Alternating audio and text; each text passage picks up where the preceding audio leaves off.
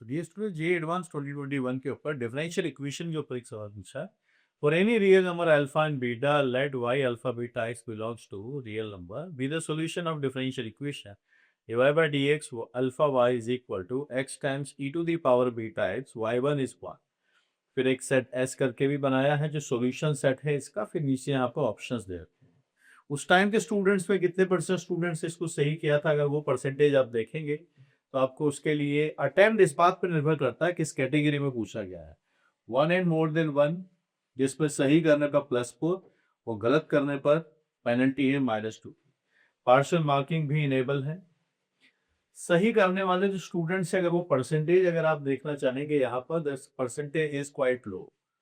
3%, 3.4% student ऐसे जिन्होंने +4 लिया होगा और गलत करने वाला student 21%। That's very huge number जो -2 लेकर गए होंगे इस क्वेश्चन के चक्कर में। 60% स्टूडेंट ऐसे जिन्होंने 0 लिया है, टच ही नहीं किया, छोड़ दिया डिफरेंशियल इक्वेशन देखते ही। वहीं पर 14% स्टूडेंट ऐसे जो पार्शियल मार्किंग के लिए इसको लेते गए। डिफरेंशियल इक्वेशन की अगर हम यहाँ पर बात करें तो हमारे पास डेटा लिखा गया है divide by dx plus alpha y is equal to x e to the power beta x और y1 की वैल्यू हमारे पास यहाँ से है हुआ। ठीक है, इसके अकॉर्डिंग अगर हम चलना चाहें तो divide by dx plus alpha times y x से e to the power beta x से, ये लीनियर डिफरेंशियल इक्वेशन है जिसमें अगर हम इंटीग्रेटिंग फैक्टर निकालना चाहें तो वो e टू दी पावर, देखो y का कोफिशिएंट अल्फा है, अल्फा dx बनेगा, ये बात बनेगी। इसका solution y times integrating factor is equal to x times e to the power alpha x plus e to the power beta x। ये data अपने पास से बनता है। आगे हम पहुंचे, यहाँ x आता है और ये सम में चला जाएगा alpha plus beta times x dx।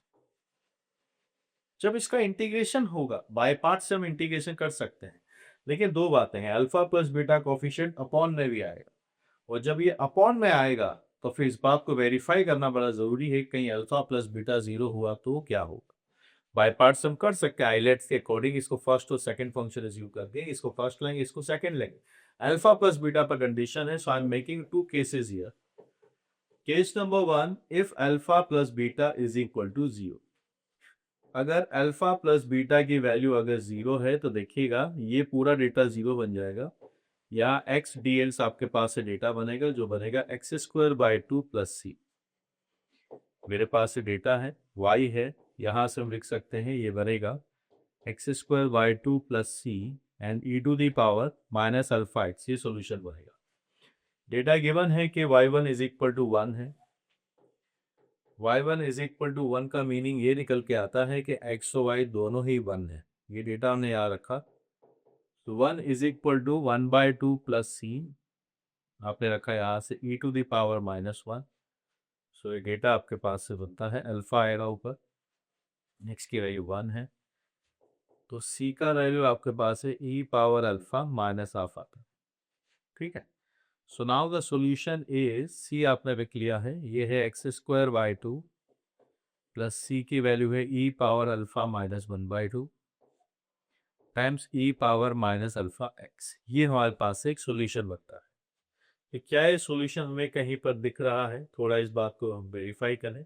Alpha और बीटा दोनों रियल नंबर्स को बिलोंग करते हैं, तो कोई हमें अल्फा यहाँ पर कहीं पर दिख रहा है क्या? नहीं दिख रहा।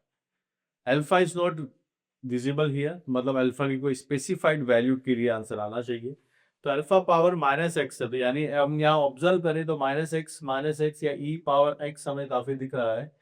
तो यहाँ पर दो डेटा नजर आते हैं, या तो x अल्फा की वैल्यू 1 है या फिर -1।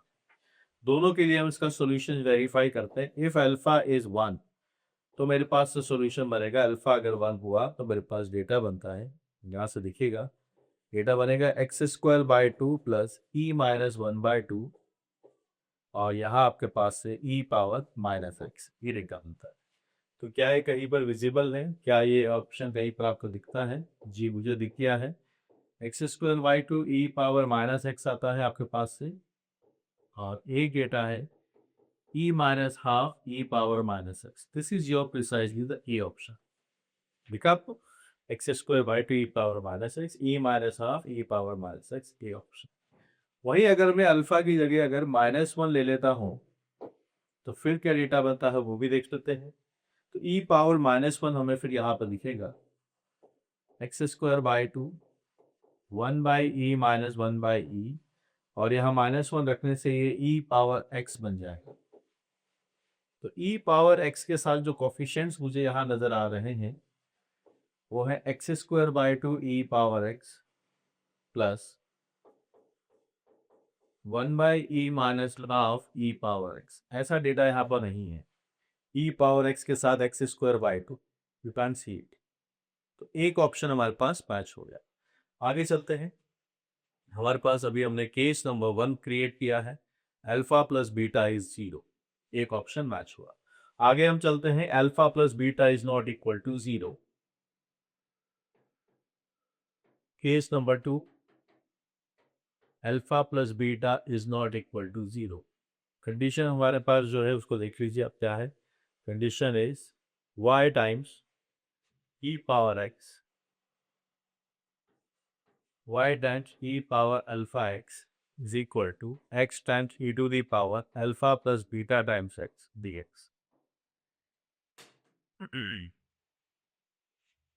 ये ऑप्शन हमारा सही आया है। अब आगे बढ़ते हैं।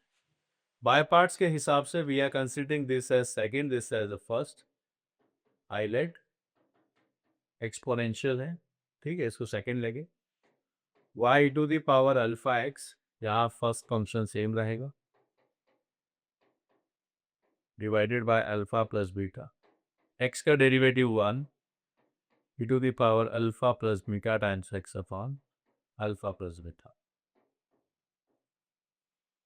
y e to the power alpha x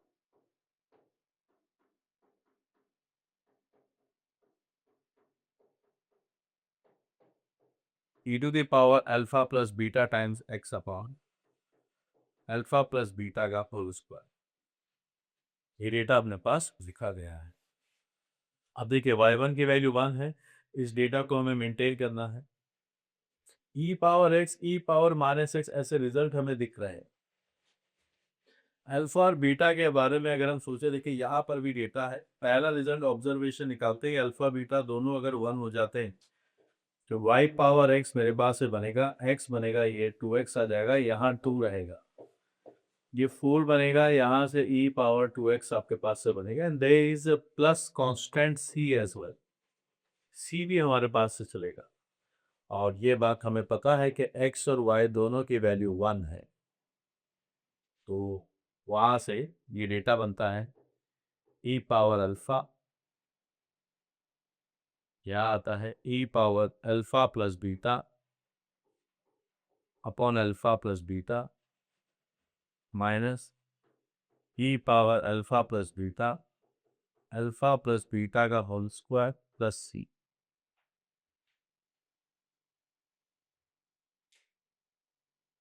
ये डेटा लगा दिया,